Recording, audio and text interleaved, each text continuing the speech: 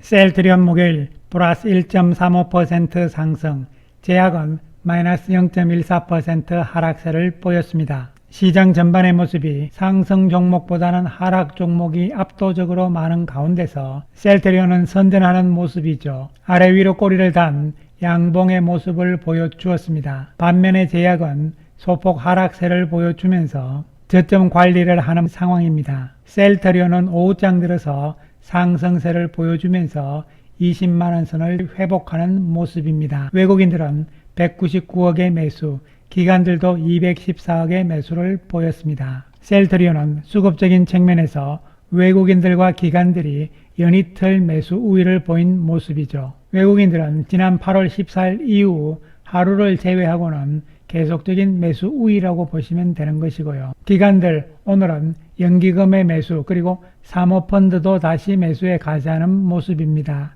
또한 금융투자도 프로그램 매수로서 매수 우위를 보인 상황입니다. 따라서 수급적인 측면에서는 어느 정도 예상을 했듯이요. 외국인과 기관들의 쌍끌이 구도가 되는데 문제는 조만간 직전 고점대에 도달을 하면서요. 그때부터 과연 외국인들과 기관들의 매수 강도 이런 부분이 어떻게 될 것인지를 주목을 할 필요성이 있는 것이죠.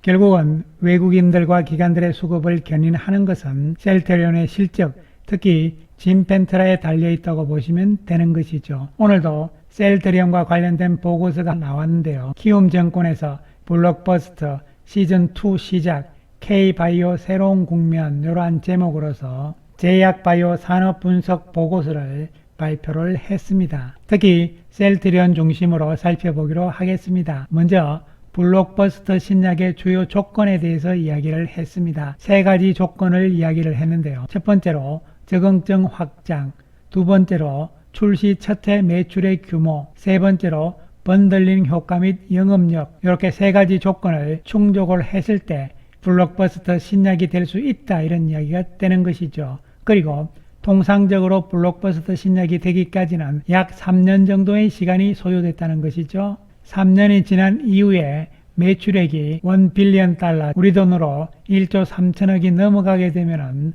블록버스터 신약이라고 볼 수 있다는 이야기죠. 그렇다면은 과연 셀트리온의 진펜트라는 이러한 세 가지 조건을 만족을 하면서 블록버스터 신약이 될 수 있을 것인가에 대해서 살펴보기로 하겠습니다. 그리고 K바이오 산업의 2차 레벨업 과정은 결국은 실적, 펀더멘탈 변곡점은 국산 신약의 미국 진출, 요거로 인해 가지고 수익성이 개선되는 것이 바로 주가의 2차 레벨업이다. 그래서 신약을 통한 미국 진출, 요 가능성 측면에서 SK바이오팜과 셀트리온을 최선호주로 추천한다, 이렇게 이야기를 했는데요.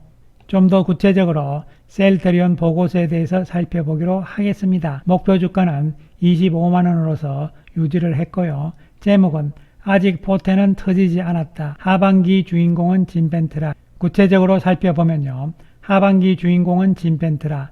일단 2분기의 진펜트라 매출액은 22억이니까요. 신경 쓸 거 없는 부분이고요. 3분기 중에서 3대 PBM 전부 다 계약을 했잖아요. 그리고 4분기에는 미디어 광고를 본격화합니다. 이에 따라서 24년 내에는 최소 2,500억 달성을 목표로 하고 있는데 통상적으로 출시 첫 해에 200 밀리언 달러를 기록을 하게 되면 블록버스터 성장 가능성이 높다, 이렇게 이야기를 했는데요.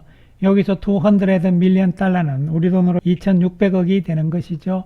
그렇기 때문에 블록버스터 가능성이 높아진다, 이런 이야기가 되는 것이죠. 물론 키움증권에서는 보수적으로 진펜트라의 올해 매출액을 2천억으로 추정을 했지만 하반기 중 매출 탄력도에 따라서 실적 추가 상향이 가능하다, 이렇게 이야기를 했습니다. 그래서 조금 더 살펴보게 되면요. 첫 해 매출액이 200 밀리언 달러다. 이것이 중요한데 블록버스터까지 평균 3년이 소요가 된다는 이야기죠. 출시 첫 해에 우리 돈으로 2,600억 전후의 매출액을 기록을 하게 되면요. 블록버스터, 즉 여기서 말하는 블록버스터는 3년 후에 1조 3천억의 매출액을 이야기를 하는 것이죠. 그 가능성은 진펜트라 높다고 볼 수 있는 것이죠. 과거 2014년 이후 출시된 매출 상위 20개 약물 가운데서 1 빌리언 달러 이상의 매출을 거두는 데는 평균 3년이 소요됐다, 이렇게 이야기를 했습니다. 그래서 3년 후에 평균적으로 1조 3천억의 매출액을 올리게 되면은 블록버스터로서 그 이후에도 성장이 가능하다는 이야기죠. 그 다음으로 보시면요. 5 빌리언 우리 돈으로 6조 5천억이 되는 것이죠. 평균 5.5년이 걸렸다는 이야기고요. 그 다음에 10 빌리언 달러는 13조죠.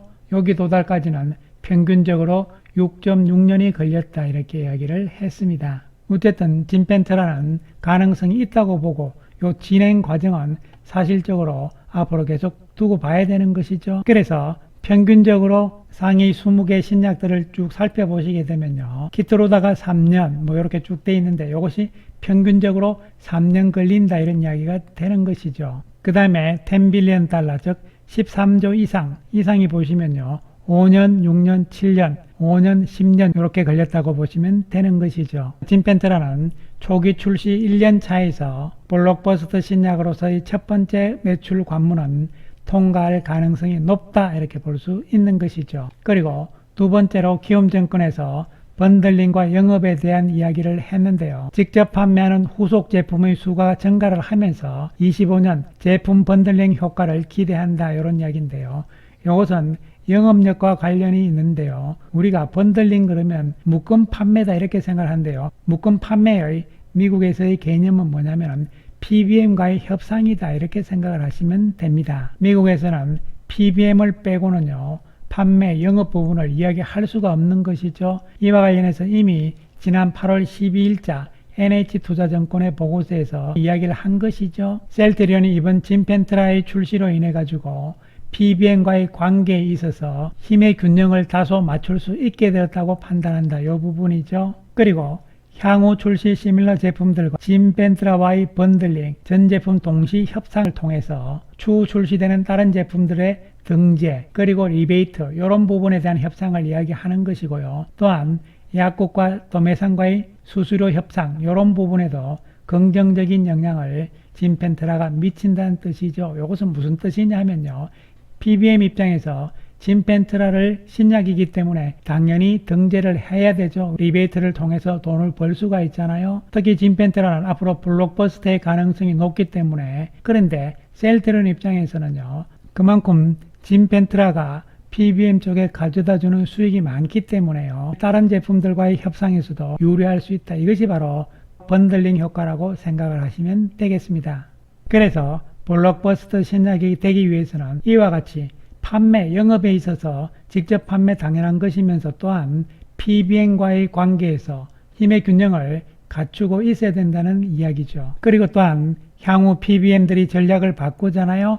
자체 상표로서 전략을 바꾸는데 여기에 있어서도 진펜트라가 과연 어떤 위치를 차지할 것이냐 이런 부분들이 있기 때문에요.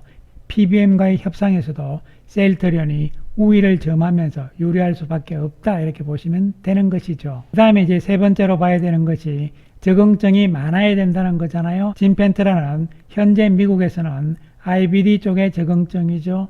그런데 3상을 시작을 했잖아요. 류마티스 관절염 쪽으로 적응증을 하나 더 추가를 한다는 이야기죠. 앞으로 3개 이상의 적응증이 될 것이라는 이야기가 키움증권의 전망이기 때문에 적응증이 많을수록 블록버스터 신약이 될 가능성이 높다는 이야기잖아요. 그래서 IBD 시장에 이어서 두 번째로 RA 시장, RA 시장이 IBD 시장보다 3배가 더 큰 시장이죠. 그 다음으로 하나씩 적응증을 계속적으로 추가해 나간다 이렇게 생각을 하시면 되겠습니다. 그러면서 진펜트라는 미국에서 롱런을 기대를 할 수 있는 것이죠. 지난번에 NH투자증권에서 나온 진펜트라의 매출 추정 이 부분들을 다시 한번 살펴보게 되면요. 블록버스터 신약이 되기 위해서는 매출 첫 해에서 2,500에서 2,600억 정도의 매출액인데 가능성이 높잖아요.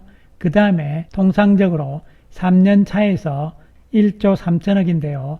2006년에 NH투자증권의 전망은 1조 4,800억이니까 이 역시 가능성이 높은 것이죠. 그 다음에 평균적으로 5년차, 6년차 요 사이에 6조 5천억인데요. 그런데 여기서 나와 있는 요 수치는요. IBD만 포함을 한 것이잖아요. 그래서 RA 적응증이 추가가 되고 또한 IBD 쪽에서의 초기 치료제로서 추가가 되게 된다면 물론 그 시점이 2028년이 될지 29년이 될지는 모르겠지만요. 이 부분들이 추가가 되면서 이 숫자는 다시 커질 수가 있는 것이죠. 시간이 지나면 지날수록 적응증들이 계속 추가가 된다는 이야기죠. 그렇기 때문에 5년 그리고 10년 이렇게 지나면서요. 13조의 매출액 이런 부분들의 가능성은 전혀 배제할 수 없는 것이죠. 물론 앞으로 좀 먼 이야기이기 때문에 그 사이에 어떤 일이 일어날지는 모릅니다만요. 어쨌든 당장은 1년 차에서 블록버스터 신약으로서의 가능성을 높여주고 있다는 것이 핵심이 되는 것이죠. 그리고 현재 아직은 미약한 수준이긴 하지만요. 진펜트라의 시장 점유율은 빠른 속도로 상승, 증가하고 있는 상황이죠. 한편 주가 움직임을 보면요. 단기적으로 오늘의 모양은 좋은 모습이죠. 왜냐하면 최근에 저점대가 계속 높아지고 있는 상황이죠. 그러면서 이제 직전 고점 가격대인 21만원대 여기를 눈앞에 두고 있는 상황이죠. 바로 치고 나갈 것이냐 아니면은 여기서 좀 더 힘을 모으는 조정 과정을 거친 다음에 치고 나갈 것이냐 이런 부분인데요. 이것은 시장 전반의 움직임과도 연관성이 있다고 보시면 되겠습니다. 한편 월봉으로 봤을 때 8월 월봉이 드디어 양봉으로 만들어지고 있는 상황이죠. 어쨌든 7월 고점을 돌파하는 8월의 양봉의 모습이 나와준다면 9월에는 의외로 강한 양봉이 나오면서 시장의 목표 가격도 가능할 수 있다는 이야기죠. 이러한 측면을 염두에 두시면서 우리는 단계별로 생각을 하면서 보자는 말씀 드리겠습니다. 감사합니다.